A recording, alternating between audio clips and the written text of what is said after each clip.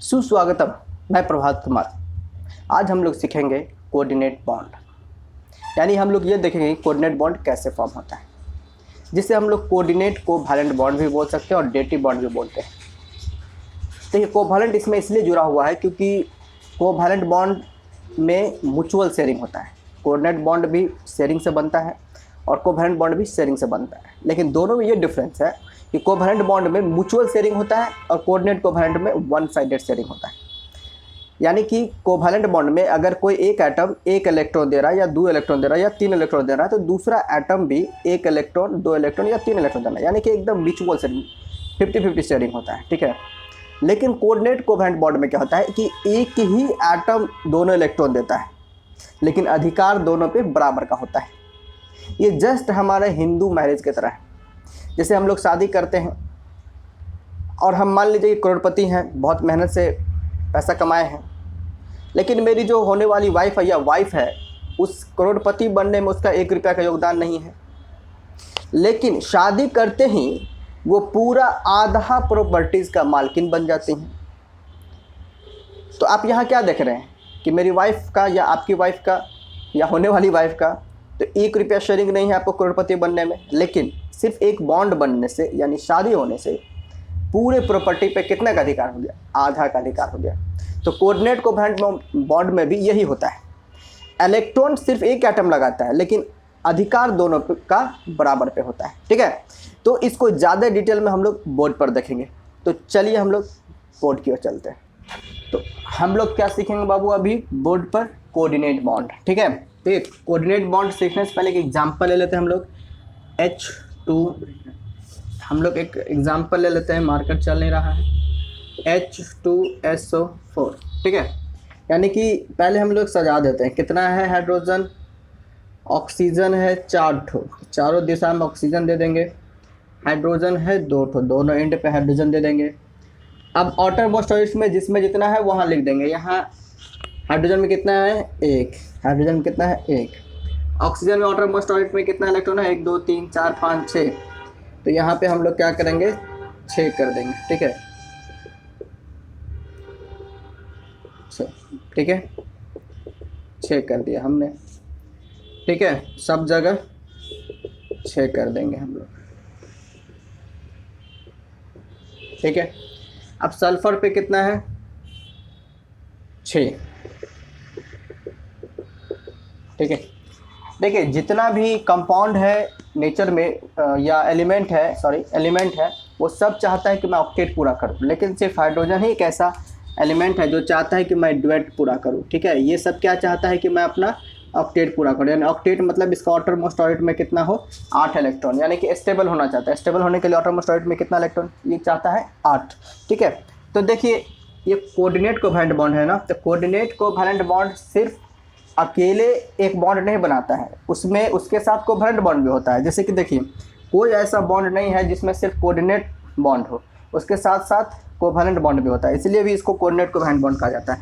जैसे अभी इसके बीच बनेगा, आपको इसको आप डॉट से भी कर सकते हैं रिप्रेजेंट, क्योंकि अलग अलग इलेक्ट्रॉन है एटम का।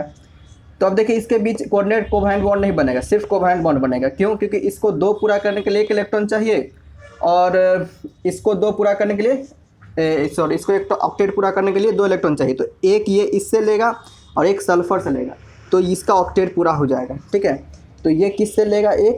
एक जो है सो अपना हाइड्रोजन ऑक्सीजन से लेगा, जिससे क्या हो गया कि हाइड्रोजन का डुएट पूरा हो गया।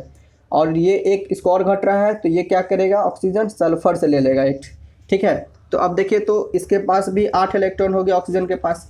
इसी तरह एक ये सल्फर से ले लेगा, ठीक है, और एक ये हाइड्रोजन से ले लेगा। ठीक है, अब देखिए इसका तो ऑक्टेट पूरा हो गया, इसका भी ऑक्टेट पूरा हो गया, और इसका भी डुएट पूरा हो गया, इसका भी डुएट पूरा हो गया। अब बोलिए कि सर सल्फर का भी तो डुएट पूरा हो गया। हम बोलेंगे हाँ, सल्फर का भी डुएट पूरा हो गया, 8 इलेक्ट्रॉन है। ठीक है, लेकिन यहाँ पर जो 2 ऑक्सीजन एटम है इसका ऑक्टेट पूरा नहीं हुआ, अभी भी ये सब क्या है? 6। तो चलिए हम लोग इसको डॉट से रिप्रेजेंट करते हैं, क्योंकि देखिए डॉट्स इसलिए रिप्रेजेंट करते हैं क्योंकि दोनों का इलेक्ट्रॉन अगर आप क्रॉस रिप्रेजेंट कर रहे हैं, इसका मतलब सेम इलेक्ट्रॉन माना जाता है। इसलिए हम लोग जो है ऐसे कोई दिक्कत नहीं है, लेकिन हम लोग जो है सो जनरली अलग अलग एक को डॉट से और एक को क्रॉस से रिप्रेजेंट करेंगे एक एटम के इलेक्ट्रॉन से। अब देखिए, अब इसको पूरा करना है अपना ऑक्टेट, तो इसको ऑक्टेट पूरा करने के लिए 2 इलेक्ट्रॉन चाहिए। तो ये क्या करेगा कि दोनों का दोनों इलेक्ट्रॉन लेगा, और ये ऐसा ही नहीं ले लिया, इसके पास क्षमता है लेने का, ठीक है। और इलेक्ट्रॉन, इसलिए ये 2 इलेक्ट्रॉन इससे खींच लिया, और इस क्षमता को हम लोग बोलते हैं इलेक्ट्रोनेगेटिविटी, समझे, इलेक्ट्रोनेगेटिविटी। और अगर यहाँ पे मान लीजिए सल्फर ऑक्सीजन के अलावा कुछ भी रहता, मान लीजिए कि फ्लोरीन रहता, तो भी खींच सकता, क्योंकि सबसे ज़्यादा इलेक्ट्रोनेगेटिव क्या होता है, फ्लोरीन, फिर ऑक्सीजन, फिर नाइट्रोजन और क्लोरीन का लगभग सेम होता है, ठीक है। मान लीजिए कोई भी और एलिमेंट होता है यहाँ पे, अगर मान लीजिए हाइड्रोजन होता, तो हाइड्रोजन की क्षमता नहीं थी कि इससे इलेक्ट्रॉन ये खींच ले, ठीक है। तो ये हमेशा याद रखिएगा, ये इलेक्ट्रॉन क्या किया है, लिया है, यानी इसीलिए इसको हम लोग बोलेंगे एक्सेप्टर एटम। क्या बोलेंगे, एक्सेप्टर।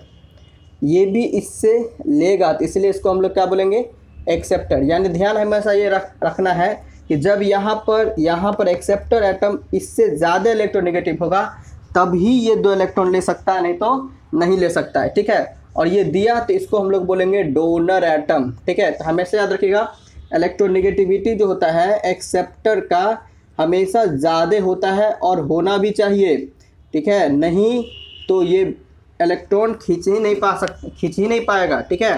तो जितना ज़्यादा इलेक्ट्रोनेगेटिव होगा उतना आसानी से इलेक्ट्रॉन खींचेगा। अब बोलिए कि सर ये इसके पास तो ऑलरेडी 8 हो गया था, तो फिर ये क्यों इससे ले लिया, तो हम बोलेंगे कि ये इसलिए लिया ताकि कोऑर्डिनेट बॉन्ड फॉर्म हो सके। तो फिर आप बोलिए कि अब तो इसके पास जब 2 इलेक्ट्रॉन ले लिया, तो ये एक तब तो सर इसके पास 4 ही इलेक्ट्रॉन बचा। हम बोलेंगे नहीं, हम इंट्रोडक्शन में आपको बताए थे कि भले ये 2 इलेक्ट्रॉन इसको दे देता है चाहे ये ले लेता है, लेकिन अधिकार दोनों का बराबर का ही होता है। और सल्फर का भी उतना ही अधिकार है 2 इलेक्ट्रॉन पे जितना ऑक्सीजन का, ठीक है। तो इस तरह से हमने क्या देखा, कोऑर्डिनेट कोवैलेंट बॉन्ड, यानी कि इस तरह का हमने देखा, ठीक है। और इसी को हम लोग बोलते हैं कोऑर्डिनेट कोवैलेंट बॉन्ड, इसको डेटिव बॉन्ड भी बोलते हैं, ठीक है। अब देखिए और याद रखिएगा, ये जो है इसको बोलते हैं एक्सेप्टर, ठीक है, और इसको क्या बोलते हैं, डोनर, ठीक है। यानी कि अगर मान लीजिए SO2 है, तो जिधर ये हेड रहेगा उसको क्या बोलेंगे, एक्सेप्टर का इलेक्ट्रोनेगेटिविटी हमेशा ज़्यादा होना चाहिए, इसको क्या बोलेंगे, डोनर, ठीक है। और इसको और भी एग्जांपल लेंगे, और भी ज़्यादा डिटेल में सीखेंगे जब हम लोग केमिकल बॉन्डिंग का लगभग 2 घंटा 2.5 घंटा का वीडियो बनाएंगे तब, ठीक है। उसमें आपको हर एक चीज़, हर एक तरह का बॉन्ड बहुत ही क्लियरली और एक्सप्लेनेशन एग्जाम्पल के साथ हम आपको सिखाएंगे, ठीक है। तो इस वीडियो में इतना ही सीखेंगे, तब तक के लिए अपना ख्याल रखिए, बहुत जल्द मिलेंगे हम आपसे नए वीडियो के साथ। Bye bye.